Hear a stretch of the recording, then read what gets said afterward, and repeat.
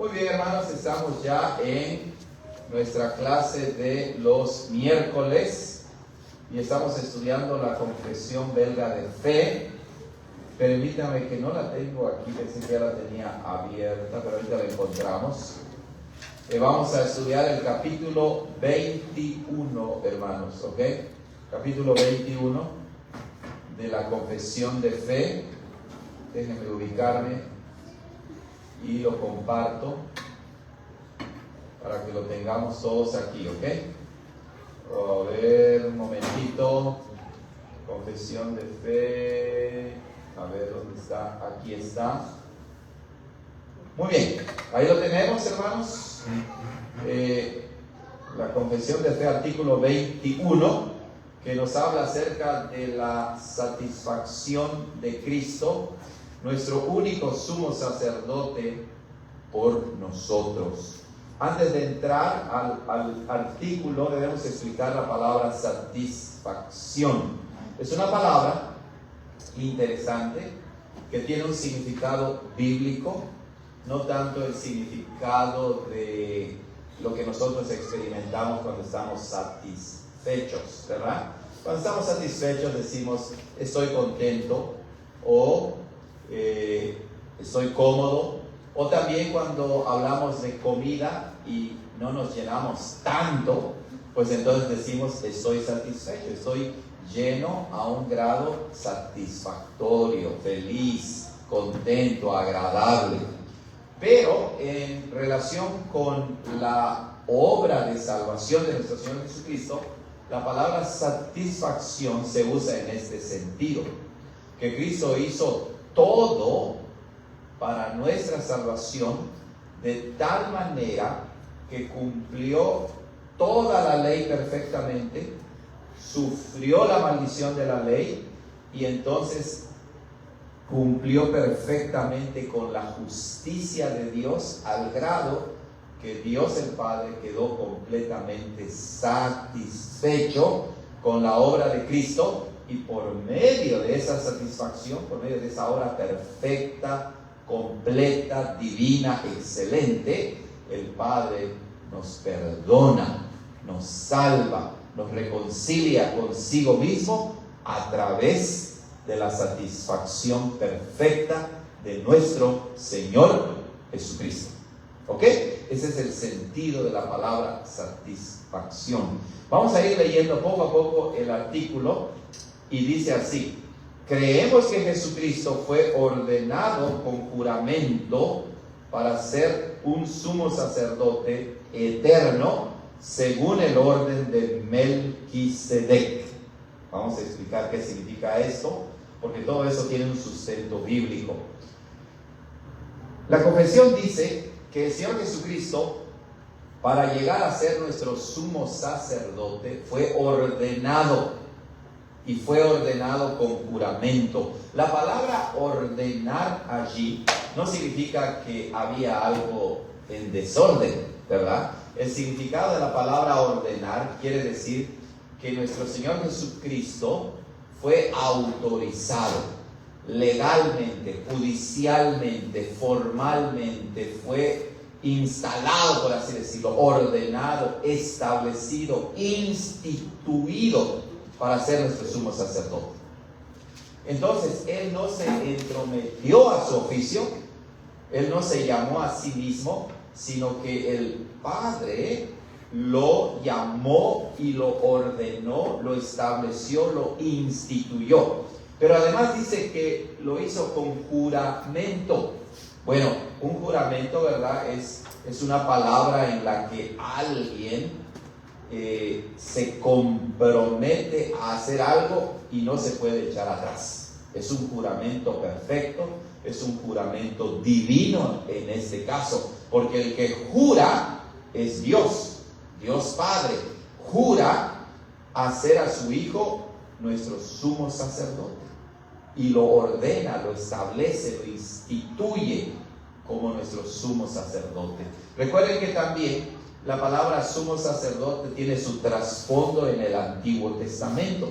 En el Antiguo Testamento estaban los sacerdotes que servían al tabernáculo pero también había uno que era el sumo sacerdote, el sacerdote principal. Y ese sumo sacerdote, si ustedes lo recuerdan, en el día de la expiación en el Antiguo Testamento, era un día al año, él entraba una sola vez al lugar santísimo con la sangre de los sacrificios. De manera que la tarea de ese sumo sacerdote que representaba al pueblo delante de Dios, por medio de él, ¿verdad?, los sacrificios eran entregados a Dios, apuntaba a la obra de nuestro Señor Jesucristo. Él es el sumo sacerdote y por lo tanto ya no necesitamos de más sacerdotes humanos, ya no necesitamos de intermediarios para llegar al Padre, porque el Señor Jesucristo ahora es el sacerdote perfecto, es el sumo sacerdote. Él es el verdadero mediador. Si queremos llegar al Padre, a Dios, pues no vamos a un hombre o a una mujer, sino que vamos a Jesucristo, que es nuestro sumo sacerdote. ¿Ok? Entonces, Él fue ordenado con juramento para ser un sumo sacerdote, y después dice eterno, no temporal, sino eterno, para siempre es nuestro sumo sacerdote. ¿Qué hacían los sacerdotes? Bueno, nuevamente, los sacerdotes tenían diferentes funciones. Una de ellas era que ellos eran los que ofrecían los sacrificios, los corderos que apuntaban a nuestro Señor Jesucristo. ¿Ok? Entonces, los israelitas llevaban sus animales sacrificiales y el sacerdote los ofrecía en la presencia de Dios. Él era el intermediario. Un sacerdote también oraba por el pueblo cuando pecaban. Un sacerdote también enseñaba la palabra de Dios, pero su función central era representar al pueblo delante de Dios al ofrecer los sacrificios que Dios había mandado. ¿Ok? Todo esto es importante porque esos sacrificios no eran un fin en sí mismos, apuntaban al sacrificio perfecto de nuestro Señor Jesucristo. Pero cuando el Señor Jesucristo viene y cumple el Antiguo Testamento, cumple las profecías, cumple el propósito de los sacrificios, Él llega a ser nuestro sumo sacerdote de una manera muy especial.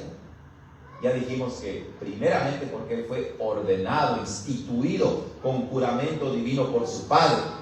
Pero además de eso, el Señor Jesucristo no agarró otro animal sacrificial y lo ofreció, sino que Él es el sacerdote y Él es la víctima al mismo tiempo.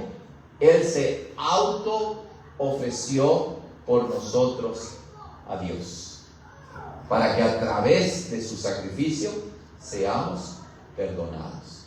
Noten que nuestra confesión da las bases bíblicas. Allí la primera base bíblica que da es Salmo 110:4. Vamos a leer lo que dice Salmo 110:4.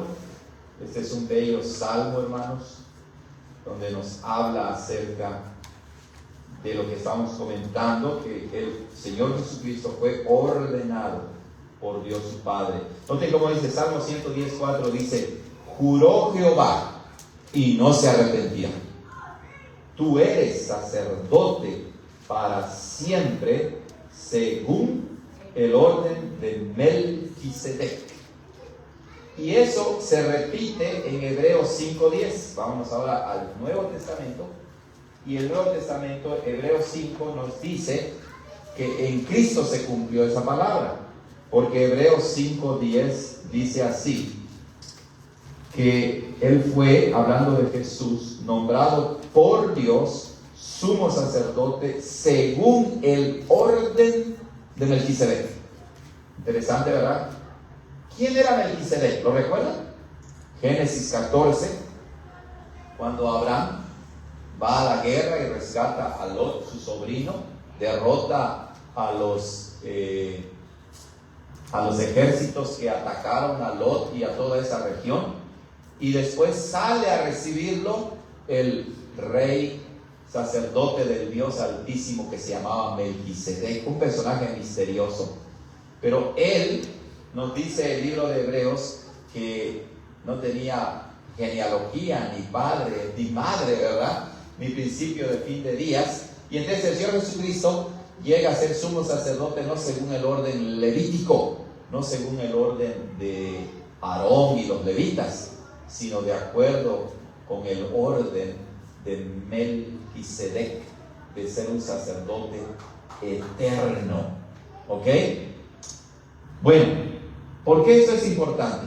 Eso es importante porque Dios, el Padre, hace un juramento de ordenar a su Hijo mismo, la segunda persona de la Trinidad, como un sacerdote eterno. Y por lo tanto, eso le da formalidad, eso lo hace oficial, eso le da autoridad, eso capacita, por así decirlo, a nuestro Señor en su capacidad de mediador para ser nuestro sumo sacerdote eterno y perfecto. De tal manera que la obra que Él hizo de ofrecerse en sacrificio a Dios por nosotros tiene un valor infinito. No fue cualquier persona, no fue alguien que se nombró sumo sacerdote, fue nombrado con juramento divino para que eternamente sea nuestro sumo sacerdote. Por eso empieza así nuestra confesión. Muy, muy importante esto. Eso le da legitimidad a lo que Cristo hizo como nuestro sumo sacerdote. Y por eso, dice, se ha presentado por nosotros delante del Padre. Noten, cuando la confesión habla de esa forma, está evocando el lenguaje de los sacrificios, en que los sacerdotes presentaban los sacrificios a Dios. Pero aquí Jesús, por eso dijimos, Él es el sacerdote y al mismo tiempo Él es la víctima, el sacrificio mismo. Por eso es que Él no viene y presenta a un cordero, a una cabra, a una vaca, sino que Él es el cordero divino que se presenta por nosotros, a nuestro favor. Por eso es que Él es nuestro sustituto. Esa palabra, la preposición por, es sumamente importante. Jesucristo lo hizo por nosotros, en nuestro lugar. Él es nuestro sustituto. Todo lo que Él hizo, no lo hizo para Él, lo hizo para ¿quién? Para nosotros. Él no necesitaba nada. Él es Dios mismo. Él era perfecto, Él no tenía pecado. Pero Él lo hizo por nosotros. Otra cosa que resalta esto es que obviamente, si Él es el animal sacrificial o el cordero sacrificial, el sacrificio mismo, recuerden que cuando en el Antiguo Testamento se ofrecían los sacrificios, los oferentes, los que ofrecían el sacrificio, ponían sus manos sobre el animal, y eso era un símbolo de que sus pecados eran transmitidos a quién, al corderito, al animal sacrificial, y entonces sus pecados eran transferidos al animal y de esa manera eran perdonados. Entonces, cuando Cristo, como sacerdote y sacrificio a la misma vez, se presenta por nosotros ante el Padre, eso quiere decir que Él cargó sobre Él mismo, ¿qué cosa? Nuestros pecados.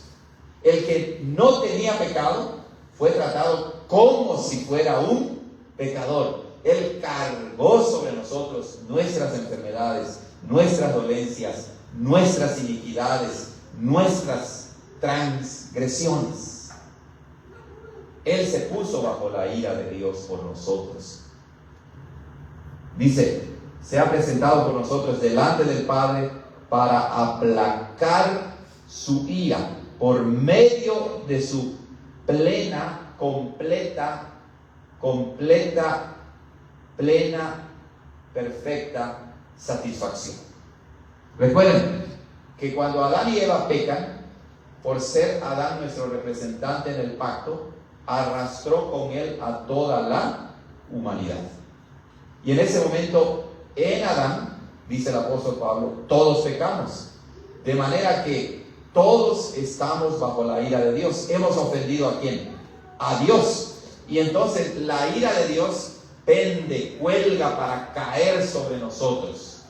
Porque Dios le dijo a Adán: el día que comieres del árbol prohibido, ciertamente que morirás. De modo que la ira de Dios está por caer sobre nosotros.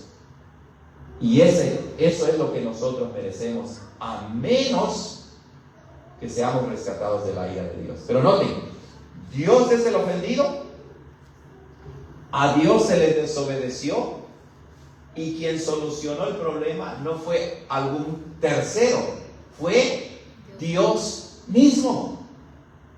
Fue Dios mismo que lo solucionó de la manera más sublime, porque entregó a su Hijo unigénito, a su Hijo amado, para sufrir su ira en nuestro lugar. Esa es la maravilla de la obra de Cristo. Esa es la maravilla de la satisfacción de Cristo. Dios es el ofendido, Dios mismo castiga a su Hijo para reconciliarnos con Él mismo. Nosotros no hicimos nada, lo único que hicimos fue pecar, rebelarnos, ofender a Dios. Él no vio nada bueno en ti para que diga: vale la pena reconciliarme con Él. No, Él lo hizo por pura gracia y misericordia.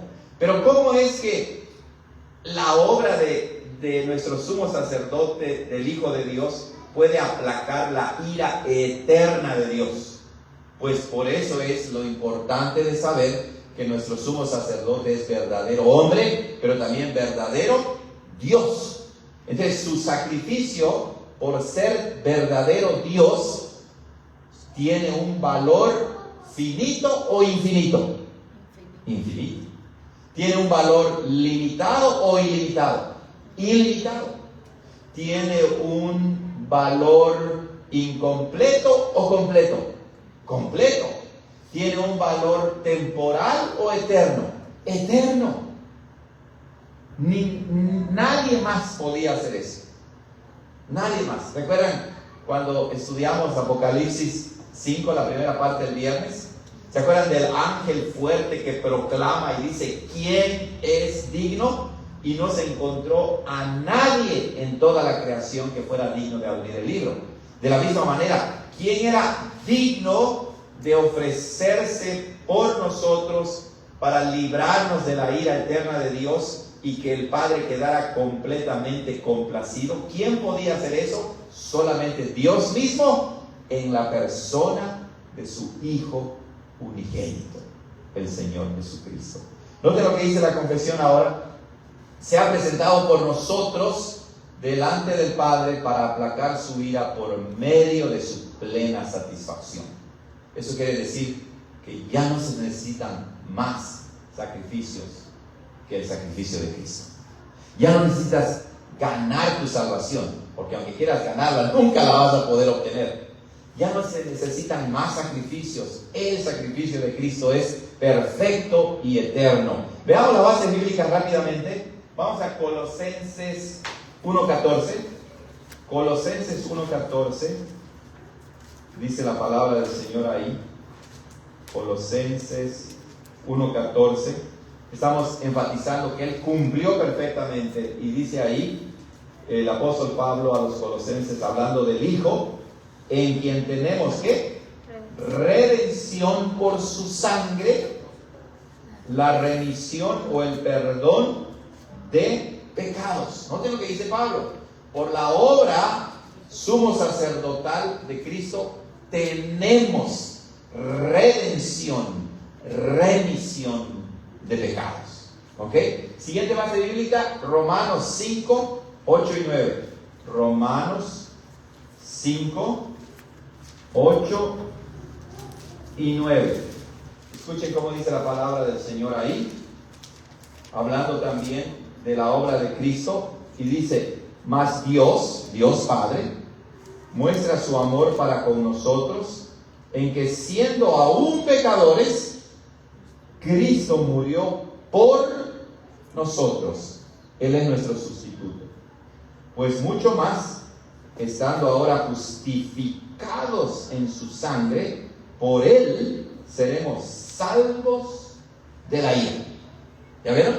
Él muere por nosotros, muere en nuestro lugar, y entonces el apóstol Pablo dice, ya estamos justificados, ya somos libres de culpa, somos inocentes por la obra perfecta de Cristo. ¿Se dan cuenta? Ustedes pueden ver las demás citas, hermanos, que confirman que entonces la obra de Cristo, la satisfacción de Cristo fue perfecta, completa, y no se le debe añadir ninguna otra cosa.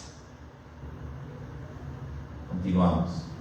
Dice, se ha presentado por nosotros delante del Padre para aplacar su ira por medio de su plena satisfacción, al ofrecerse a sí mismo sobre el madero de la cruz. Él es el sacerdote y Él al mismo tiempo es el sacrificio, la víctima. Él se ofreció sobre el madero de la cruz, y al derramar su preciosa sangre para purificar nuestros pecados, o purificarnos de nuestros pecados, para eliminar nuestros pecados, para que ya no seamos condenados como los profetas habían profetizado.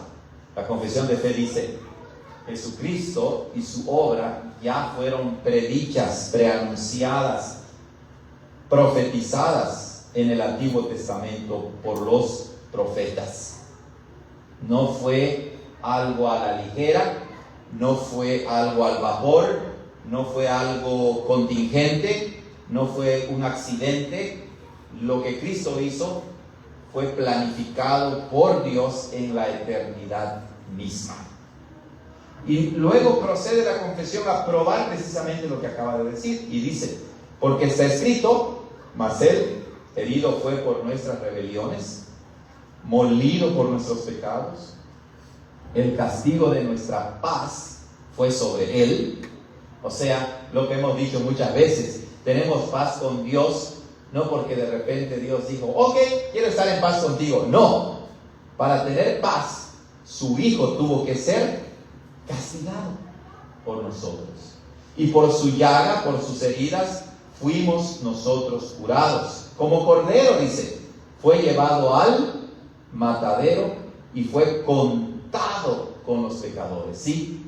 O sea, en el momento mismo de la crucifixión, lo vemos, ¿verdad? Cómo Él fue colocado en medio de dos pecadores.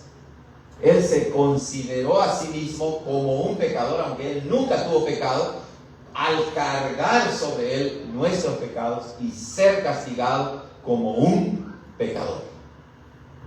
Todo eso se cumplió en la obra perfecta de nuestro Señor Jesucristo. ¿Se dan cuenta, hermanos? Tu salvación, nuestra salvación, tuvo un gran precio.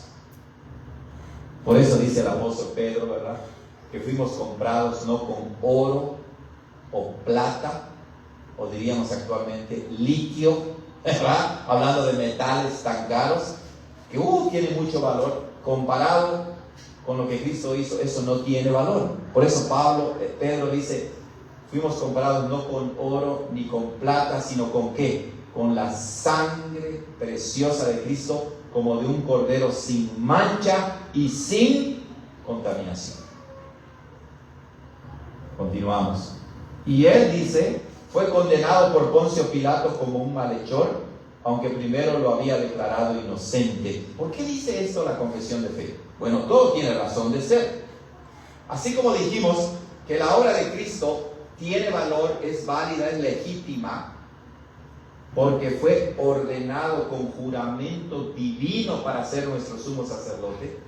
Así también, en la temporalidad, en la realidad, en la historia, cuando Él fue crucificado en Jerusalén, no fue crucificado por algún grupo de gente rebelde por allá que se les ocurrió matar a Jesús, por ejemplo.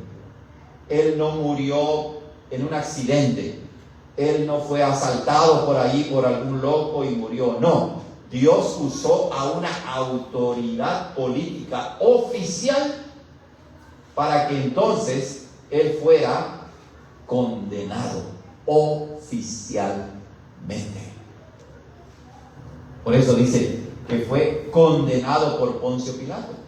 Dios usó a este procurador romano para que Jesús fuera condenado oficialmente como un malhechor, aunque Pilato lo había declarado primero inocente.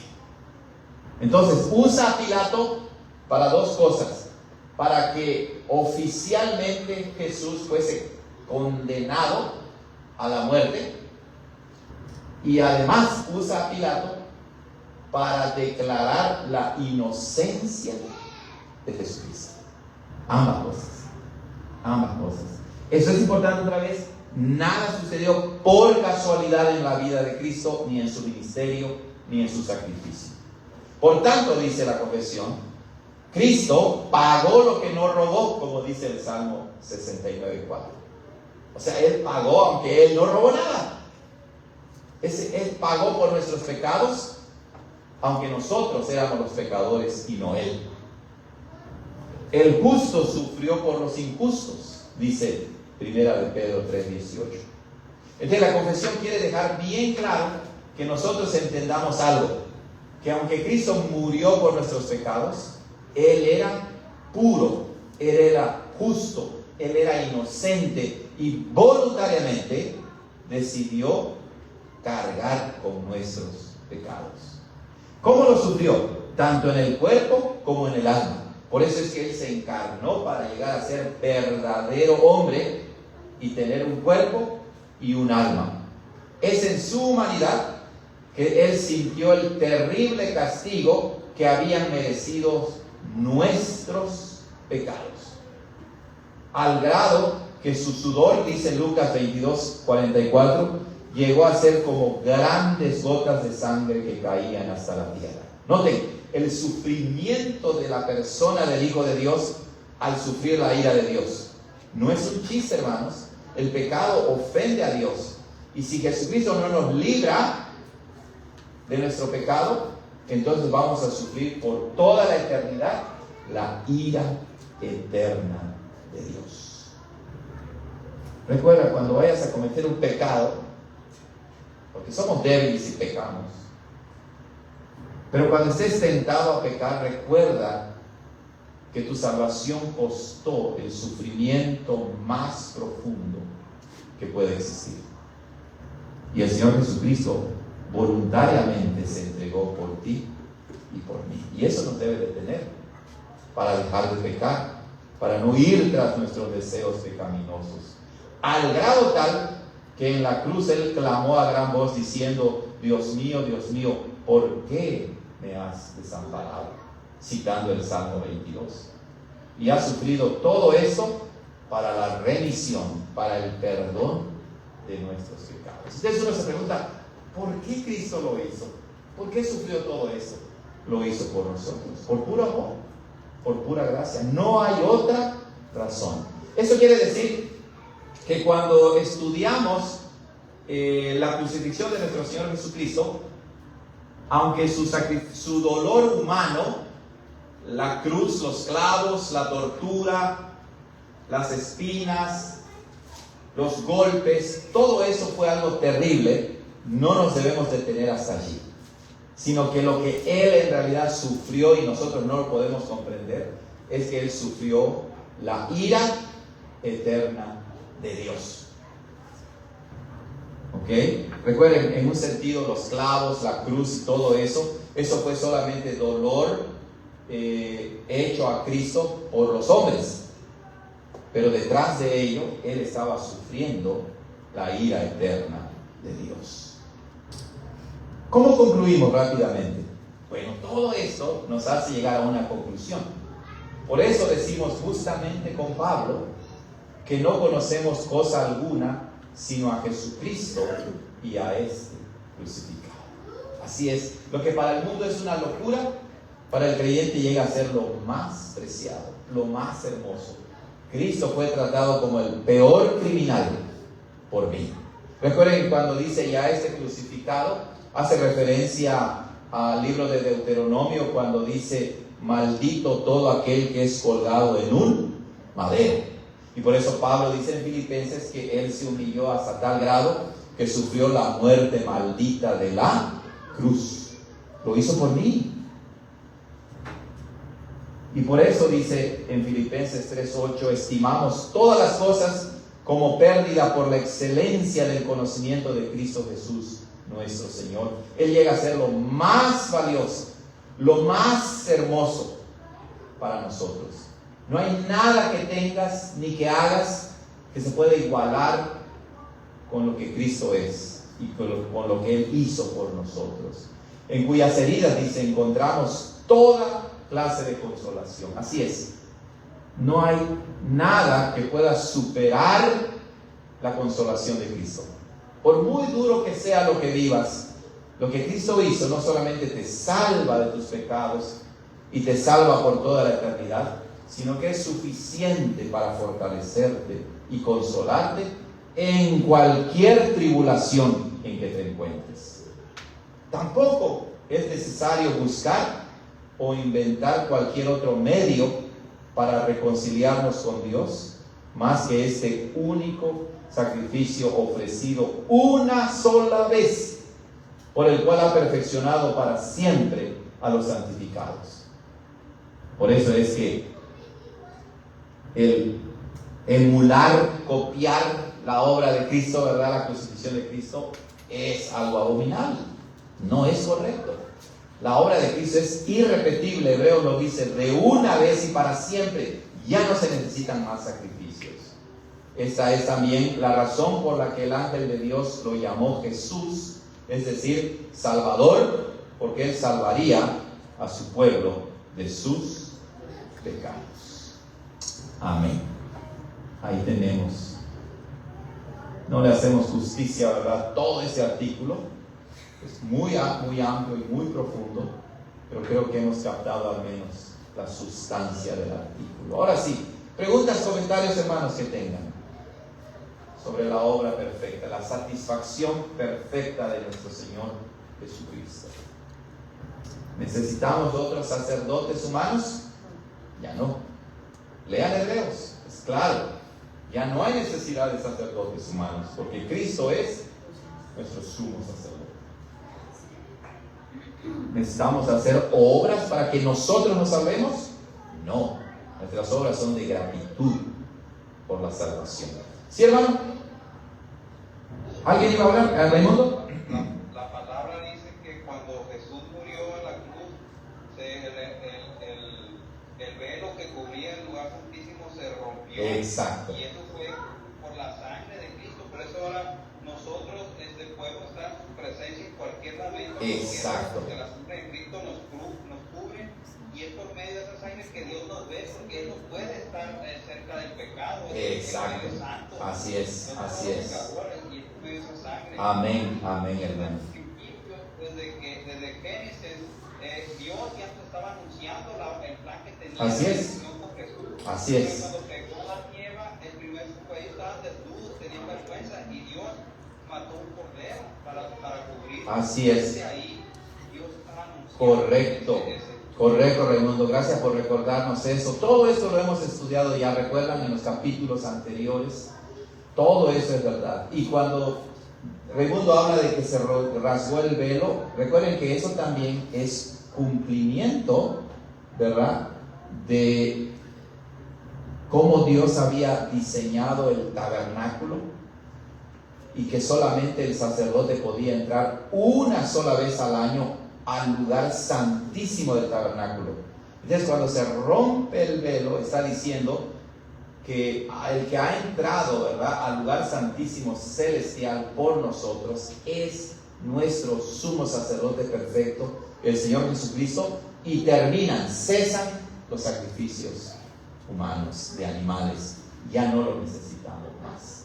Cristo es el Cordero de Dios que quita el pecado del mundo. Amén. Hermana Silvia. Hermano, históricamente hay algo si después de la muerte de Jesucristo los judíos aún sacrificaron. Sí, los judíos que no creyeron, obviamente, en el Señor Jesucristo, contemporáneos a Él, ¿verdad?, ellos seguían participando de los sacrificios. Incluso los primeros judíos cristianos asistían al templo, no lo rompieron inmediatamente, pero ellos ya sabían que Cristo era el cumplimiento de todos los sacrificios y eventualmente se separaron completamente de la sinagoga, por así decirlo, de la religión judía. ¿Hay un dato histórico de cuándo?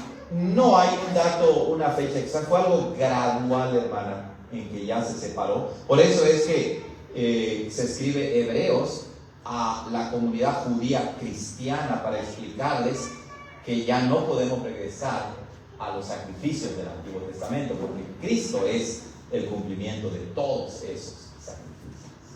¿Ok? Sí, porque hoy, hermano, ¿cómo se le llama a los hermanos que creen que todavía se va a levantar un templo y eso? No recuerdo. Bueno, hay diferentes grupos, ¿verdad?, que niegan que Jesús sea el Mesías, pues esos no son cristianos, ¿verdad? Pero hay otros grupos de cristianos llamados dispensacionalistas que creen que se va a construir otro templo y se van a ofrecer sacrificios. Nosotros los respetamos, pero no estamos de acuerdo con eso. Aunque no crean que Cristo es el Mesías, ya no hacen sacrificios de animales. Obviamente no los hacen porque no pueden, ¿verdad? O sea, por ejemplo, los mismos judíos en Israel, seguramente habrán algunos que ofrezcan sacrificios en algún otro lugar, pero ya no hay templo donde se llevan los sacrificios, ¿verdad? La nación de Israel por años, ¿verdad?, estuvo exiliada hasta 1945, 7, algo así, que regresan otra vez a Israel, ¿no? Cesaron los sacrificios. O sea, ¿cómo pensarán que se perdonan sus pecados? Exacto, es interesante eso. Han suplantado eso con la lectura de la Torá o de la ley. Muy bien, hermanos, hemos concluido entonces con nuestro estudio y vamos a terminar con una palabra de oración, ¿ok? Oremos para terminar. Señor, gracias por este tiempo que nos diste de estudiar este tema tan denso y tan profundo que solamente hemos tocado la superficie, por así decirlo, pero lo que hemos aprendido y reflexionado es tan importante para nuestra salvación, es el fundamento de nuestra salvación. Permite pues que nuestro corazón, nuestra mente esté fija siempre en la perfección de la obra salvífica de nuestro Señor Jesucristo, en cuyo nombre oramos. Amén. Bueno, hemos concluido, hermanos. Que el Señor les bendiga, amados hermanos.